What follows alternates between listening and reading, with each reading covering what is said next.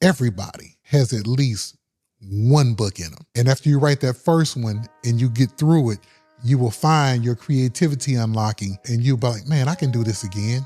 I really have something to say. I know I can solve a problem or issue with this. The thing that I have heard the most from people who have done well and been successful is that they have taken even negative things that they heard about their product, about their services.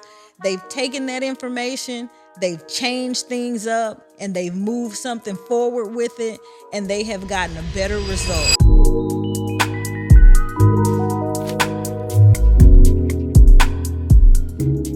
Welcome to Expertise Unleashed. I'm Brian. And I'm Michelle. And we're so glad you joined us again today. Michelle, we have a very good topic that we talked about. Now, we talked about, writing a book and the authority that it brings in writing a book last episode. But this episode, we're going to talk about building your brand. Yeah. And being able to monetize. Absolutely. Your expertise inside of a book. So this will be a very exciting episode on today. I'm looking forward to it. So, Michelle, what would you say is the first thing that a book does, that you have, once you have it and it's written and you're ready to get out there in the marketplace, what can you use a book as? Well, you know what? First of all, your book is kind of like a business card. It's like the point of entry for people and getting to know you. And so one of the things that I like to tell people when they're talking about that is when I think about a book and I say it's a business card, people will be like, Michelle, that's an awfully expensive business card. Like a book, might cost $15, $20. Well, think about it as an expensive business card for things that have a greater return. So when I think about a book as a point of entry, it's a point of entry to open up bigger doors. So sometimes as a subject matter expert, you've written a book on a particular topic, a solution for something for a particular audience of people. That means you have the opportunity now to get in front of audiences. So sometimes a book is a point of entry to speaking engagements.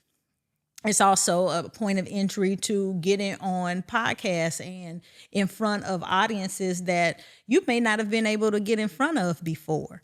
It gives you the opportunity to do some teaching and I had an opportunity to go and as a matter of fact, it was the first opportunity that I had to actually go and speak in front of a college audience. Had the opportunity to go down to Texas Women's University and speak to a group of entrepreneurial students, students who were a part of the entrepreneurship school. And so, here I go with my book. The book was actually was able to hand out a book to the students. Well, there was an honorarium that I was paid for actually going and speaking to the students. So giving the books out as a gift, that business card to all of those students was one of the things that I was able to do. And so it also gives you an opportunity to collaborate with some other authors or other, media professionals, other professors at that particular school. And so it opens up the door for you to do some things that you may not have been able to have had otherwise. And so that's why I tell people, sometimes it is that initial point of entry and a business card that gets you into the door and meetings with other people. And I think another thing that it does too as well is, a lot of people, you're used to, especially in a corporate space or if you own your own business, whatever the case may be, you're speaking, you're communicating with people, you're giving people ideas and you're working with different individuals, it allows you, to then go into, I would say consulting. Absolutely. Because now you've put your expertise into a book. People can look at it, they can analyze it. Like you said, it automatically open doors. But hey, this information is really, really good. I wonder what this person could really do if they came into my company. Yeah. And helped us with these particular things. Absolutely. And so that's another door that it opens to, kind of as a calling card. Absolutely. A business card, with your book. And so it's very, very important, Yeah. that you look at it as such, Yeah. because I don't think people necessarily get into business or just write a book just to monetize and make money. But, these initial entry points are important, for you to be able to have what we talked about the last episode, legacy and impact. When you're talking about impact, this is kind of a byproduct of the book, Yeah. with that impact. Yeah. And so it becomes very important. Yeah. And it's also, it's leverage, right? It's one of those things that you're able to leverage for something else. I think one of the things that I didn't realize with the first book that I'd done was what leverage I had for something else. I remember having the opportunity to go to a radio station, and while I was there, I was asked to, hey Michelle, you're while you're here, can you share some of the nuggets from the book that I was there actually, with someone else, and they introduced me as, hey, Michelle Guys, she wrote the book, Seven Keys of a Queen, Release an Entrepreneur Woman. She can kind of speak to, some entrepreneurial things. And so while I was there, they were talking on, there was a guy who was there, Mr. Oh my goodness, Brian, you remember Carl Boyd, right? Like Mr. Boyd was there, and he was doing his radio show, and he was like, oh, Michelle, why don't you come in? We've got some other entrepreneurs here, and they were showcasing entrepreneurs in the city during Black History Month. I just so happened to be there. He said, hey, would you like to come in? And we've got a panel that we're going to be talking to on the radio. You can come in and speak on, you can come in and speak about your book. If you've written a book on entrepreneurship, it was other entrepreneurs there, but none of them have written a book on entrepreneurship. And so can you come in and give us some insights from your book? I was like, oh, sure, I'd love to. So I had the opportunity to get on the radio, was an entrepreneur, and had the opportunity to share some highlights out of the book. Well, that particular opportunity gave me another opportunity to come and do a workshop, for entrepreneurs on book writing, And so again, sometimes it gives you leverage to be able to do something that maybe that someone else that didn't have it was able to, that I could do. And so I just think, sometimes you don't know, it positions you to do some things that are open up opportunities that you may not have been looking for, but because you have it, here's an opportunity for you to leverage. Yes, definitely 100%. What I just thought about this. A book can be a key, and it can be a ladder. And the reason it can be a key is because, what you put down in a book can literally unlock somebody's mind, unlock somebody's creativity, unlock the solution to a problem. As a ladder, the book allows you to be able to climb into these different levels of business, to be able to do greater business, collaborations with people. Like you said, what? I wasn't necessarily looking for it, but I was able to get in there and collab with some people and do some different things with some people just because they knew about my book, and so I look at it as a key and a ladder, whichever one you want to use it for. A lot of people are using it for both, at the maximum end of the spectrum, which is, I think, a lot of people, once they get into it, where they eventually want to go. But a book will take you a lot of places and allow you to do a lot of things. And so, using your book as the entry point, as a business card, like we pass out cards, and now they digital now. You digital now and all this stuff, but still same premise, same principle. So yeah, I think that's very good to do. One of the things too, or the second thing that we wanted to kind of talk about, is building a personal brand around your book. You see a lot of people now really marketing themselves as whatever they are, right? As a matter of fact, today we're wearing shirts. We got to give a good clean shout out to Pastor Jomo Cousins. Pastor Jomo and Charmaine Cousins. We are wearing their gear today. It is this particular one, and he's got a lot of them. This particular one is Get Your Ask Up, ASK, ask. Make sure we enunciate that correctly. But that's our pastor. And, but merchandise, all around, people are building personal brands around what it is that they do, who they are, what they are known for.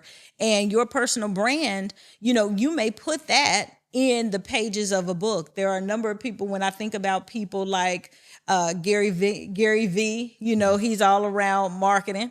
Yep. When you think about people like, Pastor Jomo, he's a pastor. He's very motivational. He's very scripturally based.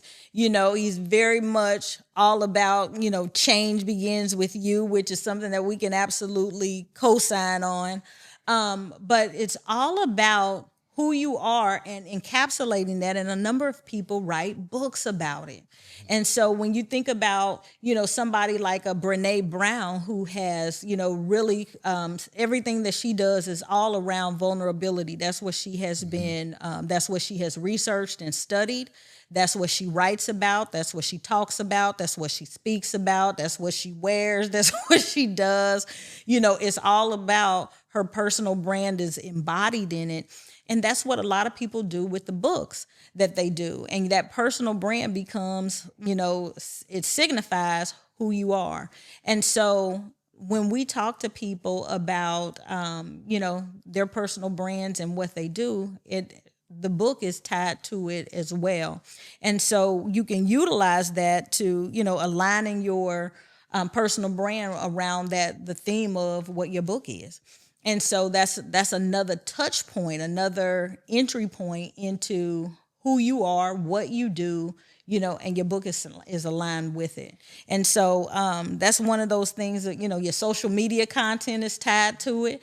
Definitely. Your merchandise, so whether it's a T-shirt, a mug, a Yeti cup, a baseball cap, it doesn't matter. Everything around and about you is aligned with your personal brand, your book, your message. Everything is attached to it. And so, that's one of the things that you see people doing now.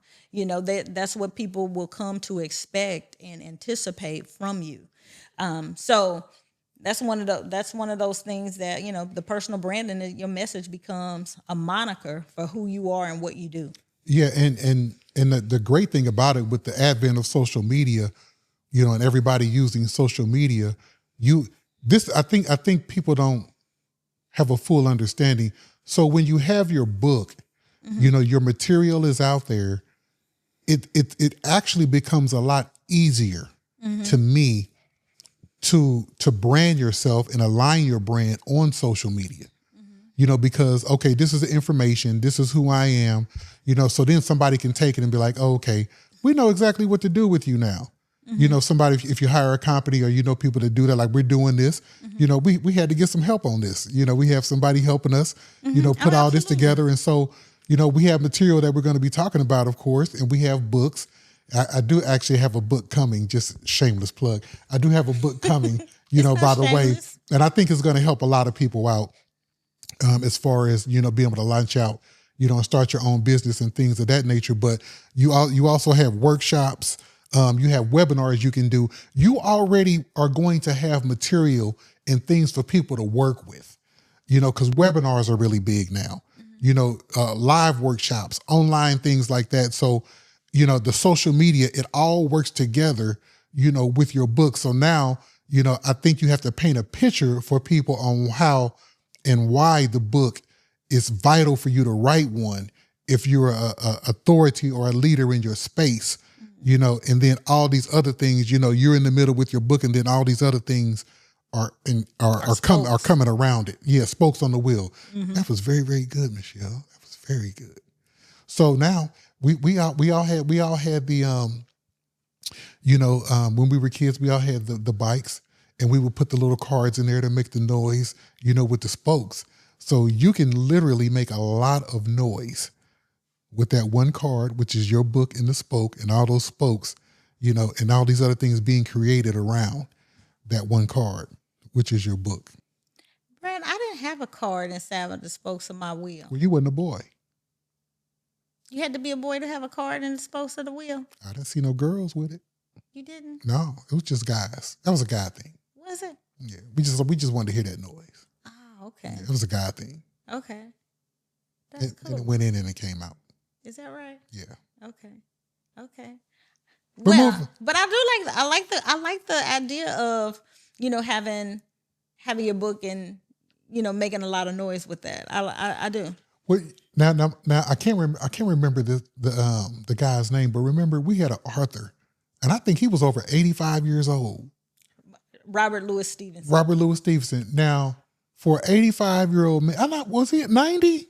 He was 80. Anyway, to make a long story short, he was his own trumpeter and salesman. He was. I mean, this man was reordering books left and right at 90 years old. So, like I said, with the right effort and team and the right 1-2 behind you, you can get your book out there and you can have, a lot of impact. You can affect a lot of people. Yeah, you really can. Well, you know what? So think about this. So we just had the Arthur Kalsum, right? Chaudhry.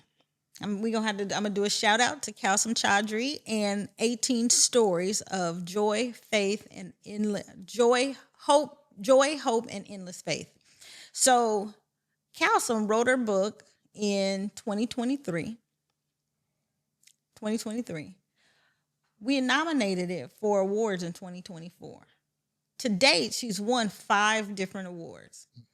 In November of 2024, she was invited to come to the Sharjah International Book Fair, this is a highly esteemed, prestigious book fair that she went to. People like Steve Harvey and Trevor Noah and Robin Sharma, big names have gone and been invited as guests. It was held in Dubai. And this lady, it was amazing because she was surprised that she had gotten the invitation to come and be a part of this. But, when I was just talking to her last week, she was on Pulse 95's radio show. She did an interview. She got a certificate of appreciation because she did a workshop there. So now she can say, and she's got the certificate to prove it, that she's an international workshop presenter because she presented a workshop. She was on a panel while she was over there. Listen, this is somebody who had been a housewife for most of her career. This lady is over 50 years old, had been a housewife most of her career, most of her life. Her son was the one who inspired her to even write a book. And now here she is, 5-time award winning. Traveling the world, literally. And is having a level of success that has surprised even her. But it's a matter of just doing it. You can do it, monetize it. As a matter of fact, she just shared with me, we were doing a press release this week, and she was saying that, she wanted the proceeds were going, she was going to give them away to charity through April of 2025. And all I'm saying is you can do it. Just all you need to do is do it. Yeah. You'd be surprised by the level of success that you can have. Yeah. If you want it. It's funny that you say that because that is true in a sense. And people often say, if you know better, you'll do better. That's not true. And that's true in a sense, but it's not always true. A lot of people know, what to do and don't do it. But this is what I will say. Mm-hmm. I think one has to make a decision. The word decide, literally means, day, off, meaning off, side, meaning to cut off or throw off. So literally what you have to do is you literally have to cut yourself off from any other thing that will keep you, from getting started. And that's with anything. That's book writing, that's starting your business, doesn't matter. Mm-hmm. You need to cut yourself off from negative thought patterns. You know, stinking thinking is what we used to say back in the days. You know, so you have to decide, you have to make a decision and be intentional about it. Or, you know, you can keep having what you have. Yeah. And not like you said, she was inspired by her son and she went on ahead and did it. I remember walking through that, you know, the whole process of her book. And to the point where now, a couple of months ago, she ends up in Dubai, winning international awards, you know, doing workshops internationally, you know, and all I'm saying is it can happen for you. Yeah.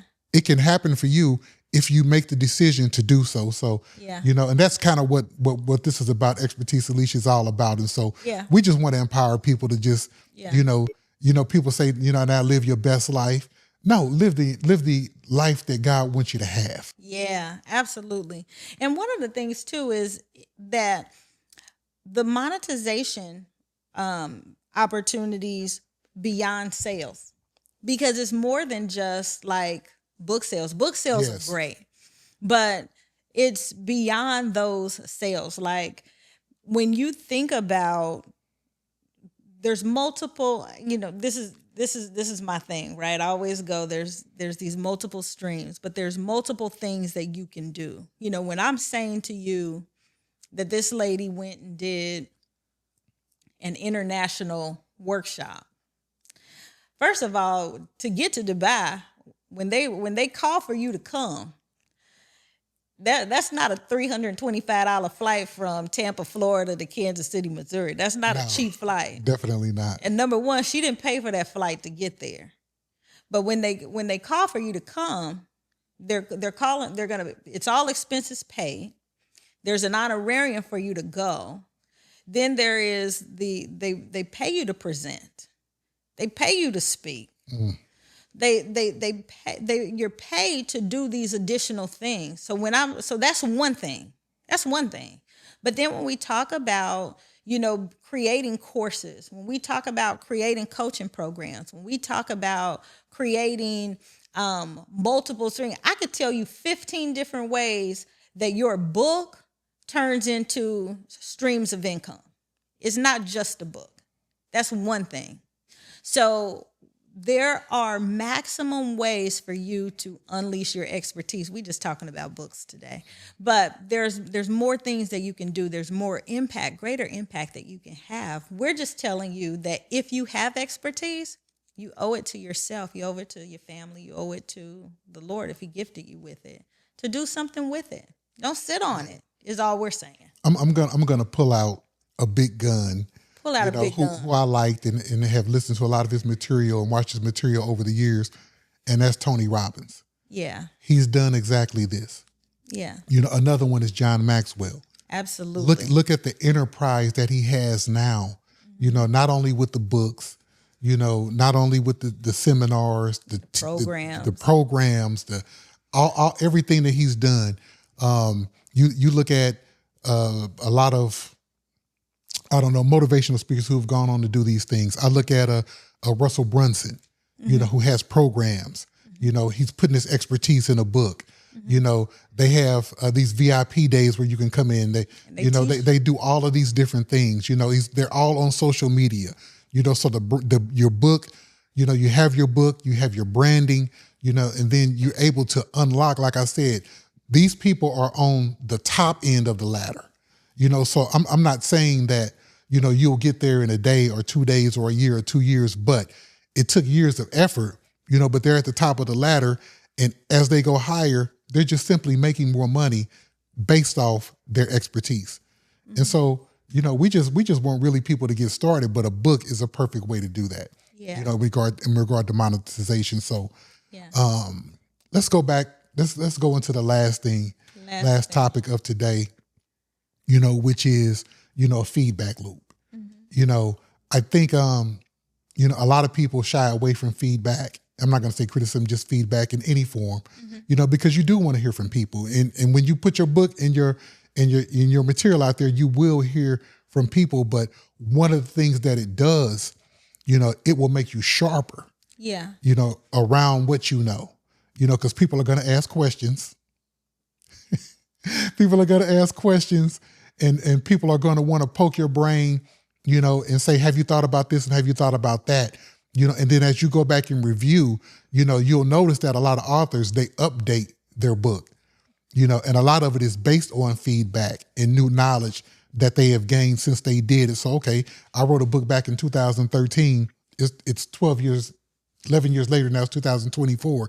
Wow, I've learned so much more about this topic or my expertise since then. So now I'm going to update, resell, repackage, go to social, update the webinars, update the curriculum, update my video, whatever it is, and now I can still keep earning, but the feedback was critical in doing that and sharpening our skills.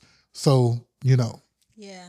No, you know what, as a matter of fact, Brian, I'm going to add on to, or I'm going to change up the word feedback, and I'm going to call it feed forward. Feed forward. And I like that.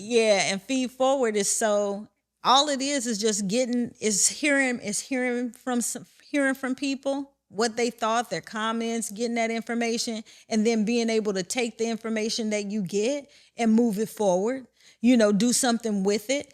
As a matter of fact, the thing that I have heard the most from people who have done well and been successful is that they have taken even negative things that they heard about their product, about their services. They've taken that information, they've changed things up, and they've moved something forward with it, and they have gotten a better result. They've provided a better experience. They have provided a better service, a better product. It made them better. And because they have done it better, they have helped more people. They have made more. They have done better with their services. They've gotten more referrals. They have gotten more income come back to them. And they have been able to give more to the people that they have wanted to give more to. They've wanted to give to. And they've become happier. Their businesses have thrived. And so you want to be able to receive feed forward so that you can move it forward.